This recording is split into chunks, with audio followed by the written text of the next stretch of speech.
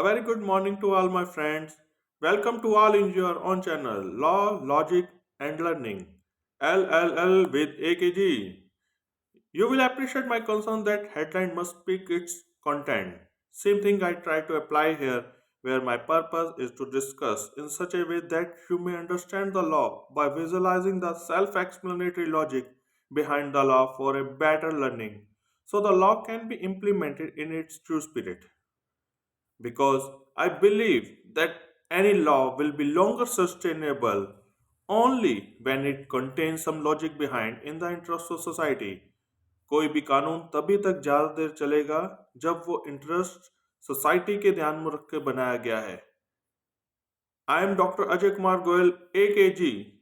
You may see me as your friend or as a mentor. In my last video, I shared few learnings of my life which inspired me to launch this YouTube channel. If you have not seen, you may check the video under head Introducing AKG available at this channel. It is always told that ignorance of law is no excuse. What do you think? And reply your opinion about the level of knowledge of law with a reasonable person. I know that getting 100% knowledge of law is like knowing the depth of a sea or mapping the limit of sky, but everyone must evaluate themselves at which level they see themselves about the knowledge of law, whether they see themselves as a beginner or at a middle level or as an expert. Thus, I am nobody to say that I know the law as an expert. However, I believe to be a lifelong learner with a passion to learn the law of my land and share my acquired multidisciplinary knowledge with my friend to get them also aware about features of law. Therefore, I will also like to develop an intensive and integrated approach in law learning in my friend so that they can participate in the growth of country with true instinct. अगर आप देश के कानून को जानते हैं तभी आप देश को आगे बढ़ाने में बहुत अच्छे तरीके से योगदान दे सकते हैं. To highlight the importance about knowledge of law to individuals, I will like to read a quote of Justice Bhagwati where he said, government alone will never be able to do it. It is only the people themselves who must utilize law for the purpose of bringing justice at the doorstep of the large masses of the people of country. सरकार अकेले कुछ नहीं कर सकती, पूरी जनता का साथ चाहिए और इसके लिए जनता को कानून की जानकारी होनी चाहिए. Therefore, today, in my first lecture of continuous lecture series, I will like to explain the concept of law with different parameters. There are many theories defining law by various thinkers like John Austin, Bentham, Hart, Savigny, Henry Manet, Roscoe Pound, and many more, which I will like to cover in my upcoming videos. However, in this video, I will like to cover the concept of law along with explaining two things behind development of law. First, the role of society, and the second, the role of a legal system through its constitution. Now, coming to the first part, which is the role of society. In the life of a human being, there are two parts. Either he lives in isolation or he lives with the group of people called society. In both the parts, some norms guide him to lead the life. When the person creates some norms for their own, it is not law.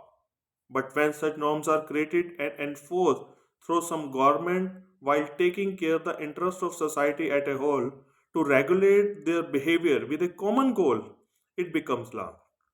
अकेला व्यक्ति अपने बारे में कुछ भी नियम बनाता रहे तो वो कानूनी हो जाते, लेकिन जब कोई सोसाइटी या फिर जनता के चुने हुए रिप्रेजेंटेटिव या फिर कुछ एक सरकार नाम की संस्था जब कुछ नियम कायदे बनाती हैं जो कि सब पर लागू होते हैं तो वो कानून कहलाते हैं और उसमें पूरी सोसाइटी के हितों का ध्यान रखा जाता है, ना कि किसी इंडिविजुअल का. In another words, we can say that being a member of any society, there will always be existence of difference of opinion among us the members of society due to different of thoughts and interest. हर एक समाज में अगर दो से ज़्यादा व्यक्ति हैं तो जैसे दो बर्तन आप पास में बैठ हों और उनमें भी आपस में टकरावट होती है। तो एक सोसाइटी जिसमें दो व्यक्ति हैं जिनके अपने विचार हैं और अपनी सोच है, तो उनमें टकराव होना कोई बड़ी बात नहीं है। At this stage, when some common norms are prepared by a well acceptable competent authority to control the conflicts and to regulate the behavior of society at a whole, there are known as laws in particular society. समाज में दो से या दो से ज्यादा व्यक्ति हैं और उनमें कोई भेद हो सकते हैं। आपके विचार अलग हो सकते हैं, मेरे विचार अलग हो सकते हैं, थर्ड पर्सन के विचार अलग हो सकते हैं। तो उस समय किसकी बात मानी जाए, तो एक कॉमन नॉर्म्स होते हैं जिनको लॉज कहा जाता है, जिसके द्वारा तय होता है कि किसकी बात सही है और कौन गलत है। Here it is pertinent to mention that the formation of law for a particular society depends upon the acceptable legal system of the society, and therefore it is not necessary that set of laws applicable on one society is same applicable on other society having different legal system. हर एक समाज हर एक legal system के अपने अपने norms होते हैं। हर एक समाज की अपनी ज़रूरतों के अकॉर्डिंग नॉर्म्स या कहिए कानून बनाए जाते हैं। जरूरी नहीं एक समाज के जो नियम हैं वो दूसरे समाज पर ही बराबर लागू हों। जैसे जो इंडियन सोसाइटी के कानून हैं वो अमेरिका की सोसाइटी पर लागू नहीं हो सकते, वैसे ही वाइस वर्सा अमेरिकन सोसाइटी के नॉर्म इंडिया पर लागू नहीं हो सकते। Therefore, we can also describe law as an outcome of social development with the passage of time, as per the true need of society, having an aim to regulate the human behavior in the interest of society at a whole.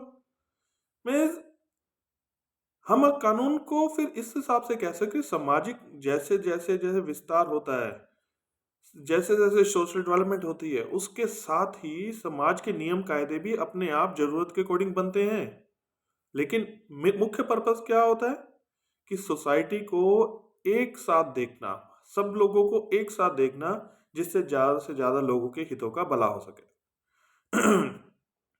Normally the development of any law is evolution in nature, इसीलिए जो law को एक evolutionary कहा जाता है, but some time it may be the outcome of some revolution too. The main purpose of law is maintenance of peace and order, social justice and dispute resolution. समाज में शांति बनी रहे, एक सामाजिक न्याय हो और लोगों के मनभेद जो हैं उनको दूर किया जा सके। Law applies in real life social setups and needs social relevance for its sustainability. कानून जो होता है समाज में के लिए बनता है, समाज के लोगों के लिए बनता है और प्रैक्टिकल एस्पेक्ट्स को देख के बनता है, जिससे कि ताकि उन ज़्यादा देर वो सस्टेन कर सके। इन चीज़ों को ध्यान में रखते हुए we can say that the main we can highlight the few main characters which play the role behind application of law. Like first is the legislation to formulate common rules. Second is the enforcement mechanism, and third is well-defined adjudication process with a legal system. पहले कानून बनाने वाली एक संस्था चाहिए, फिर उस कानून को लागू करने वाली संस्था चाहिए, फिर उसके बाद अगर कोई डिस्प्यूट अराइज होते हैं तो एक एडजुडिकेशन प्रोसेस चाहिए। जैसे हमारे संविधान के तहत 3 पिलर्स हैं, वन इज विधायिका legislation, second is executive and third is the judiciary. On this line now coming to the second part which is the role of a legal system. If we discuss about our country India, it has a very complex social structure including diversity in languages, religious beliefs and many more, which ultimately affects the human behavior. जैसे मैंने आपको पहले भी कहा कि एक व्यक्ति अपने समाज से प्रभावित होता है, तो जब हमारे इतनी सारी डाइवर्सिटी है तो अपने आप बट नेचुरल बात है कि वो अपने आसपास के समाज से प्रभावित होगा। In spite of various limitations, Indian Constitution, which is the grand norm of all the laws, has played an important role to maintain the people unite in spite of facing the challenges due to diversity. The meaning of law may vary from place to place as per the presence of different social structures. जैसा समाज वैसा कानून। तो वही बात कि एक जगह का कानून दूसरी जगह पर सेम टू सेम लागू हो, ये जरूरी नहीं है. However, if we wish to know the meaning of law as per the Indian legal system, हम अपने इंडियन समाज के अकॉर्डिंग अगर कानून को जानना चाहते हैं, we must always remind the true spirit while application of law as per our constitution by going through its preamble, which states. बड़े ध्यान से सुनिएगा. प्रेम्बल जो है हमारे पूरे कॉन्स्टिट्यूशन का एक सार है. अगर आपने प्रेम्बल को अच्छी तरह समझ लिया तो आप समझ लीजिए आपने आदि लॉ को जान लिया. Which states we the people of India, हम भारत के लोग, हमने बनाया, have solemnly resolved to constitute India into a sovereign, socialist, secular, democratic republic, and to secure all its citizens justice, social, economic, and political liberty of thought, of expression, of belief, faith, and worship, equality of status and opportunity, and to promote among them all fraternity, assuring the dignity of the individual and the unity and integrity of the nation. In our Constitution Assembly, this 26th of November 1949, do hereby adopt, enact, and give to ourselves this Constitution. ये हमारा संविधान हम लोगों ने अपने लिए खुद ही बनाया है. हम भारत के लोग भारत को क्या कहते हैं? एक संपूर्ण प्रभुत्व संपन्न समाजवादी पंथ निरपेक्ष लोकतंत्रात्मक गणराज्य. उस चीज को बनाने के लिए हमने इस संविधान को बनाया है, जिसके लिए हमने क्या किया? अपने समस्त नागरिकों को किस चीज की गारंटी दी इस संविधान के द्वारा? सामाजिक, आर्थिक और राजनीतिक न्याय. उसके साथ स्वतंत्रता दी किस चीज की? विचार की अभिव्यक्ति करने की, अपना विश्वास की, श्रद्धा की, उपासना की स्वतंत्रता दी. फिर उसके बाद इक्वालिटी की बात आती, समता जिसको कहते हैं. हमने क्या कहा? प्रतिष्ठा और अवसर की समता का अवसर प्रदान किया. और उन सब में एक व्यक्ति की गरिमा और राष्ट्र की एकता और अखंडता सुनिश्चित कराने वाली बंधुता बढ़ाने के लिए दृढ़ संकल्पित होकर अपनी संविधान सभा में, कोई विदेशों से नहीं है, अपनी संविधान सभा में एक एक शब्द को बड़ा नोट करने वाली बात है. आज तारीख 26 नवंबर 1949 को इस संविधान को अंगीकृत, अधिनियमित और आत्मसमर्पित करते हैं. The role of true spirit of law may be visualized same as the role of a soul a human body. कानून वो नहीं है जो वर्ड्स हैं. कानून के पीछे एक ट्रू स्पिरिट होती है, सच्ची भावना होती है. अगर आप इस सच्ची भावना को जानना चाहते हैं तो आप मान के चलिए कि ये सेम टू सेम ऐसे ही है जैसे एक इंसान के शरीर में आत्मा. शरीर में तभी तक चलता है जब तक आत्मा उसमें है. सेम टू सेम जिस दिन कानून की सच्ची भावना उसमें से खत्म हो जाएगी तो वो कानून की अपने आप एग्जिस्टेंस ही खतरे में पड़ जाती है. Now coming to one of the main articles of Indian constitution. अभी हम संविधान की बातें कर रहे हैं तो उसके एक मुख्य आर्टिकल को यहाँ पर बात करना बड़ा जरूरी है, जिसमें कानून की परिभाषा से संबंधित ही बताया गया है. Clause 3 of Article 13 states that a law includes any ordinance, order, bylaw, rule, regulation, notification, custom or using having in the territory of India the force of law. कानून वही जो विधायिका बनाए, लेकिन इसके साथ आप देखिए इसमें कस्टम्स को भी वैल्यू दी गई है. कस्टम, लेकिन कौन से कस्टम? जो किसी कानून के विपरीत ना हो, जो काफी समय से चले आ रहे हो. Article 13 of the Indian Constitution ensures the supremacy of fundamental rights. हमारे संविधान में हमें कुछ मूलभूत अधिकार दिए गए हैं और आर्टिकल 13 उनकी सुरक्षा का दायित्व लेता है. कैसे लेता है? It said that by clause 1 that all laws in force in the territory of India immediately before the commencement of the Constitution, as so far as they are inconsistent with the fundamental rights granted under Part 3 of the Constitution. Part 3 हमारा में मुख्य जो अधिकारों वाला part है। Shall to the extent to the inconsistency will be void। ये नहीं कि कोई अगर एक अधिकार का कुछ हिस्सा आपका विपरीत है मुख्य उस अधिकारों से तो पूरे को खत्म किया जाएगा, लेकिन केवल उतने हिस्से को ही खत्म किया जाएगा। Further, clause 2 also provides that the state shall not make any law that takes away or abrogates the rights conferred by part 3 of the constitution। अब देखिए इसमें राज्य की भी जिम्मेवारी फिक्स करी गई है। राज्य की परिभाषा आपको आर्टिकल 12 में मिल जाएगी, जो कि मैं आने वाली वीडियोस में कभी आपके साथ शेयर करूंगा। And any law made in contravention of this provision shall to the extent of the contravention। तो किस तरह से आप देखिए कि आर्टिकल 13 के तहत मूलभूत अधिकारों के ऊपर कितना जोर दिया गया है कि कोई भी ना कोई एग्जिस्टिंग अधिकार ऐसा कानून, ना कोई आने वाले समय का कानून, ना कोई पुराने समय का कानून जो भी मूलभूत अधिकारों के खिलाफ है वो सब वॉइड है।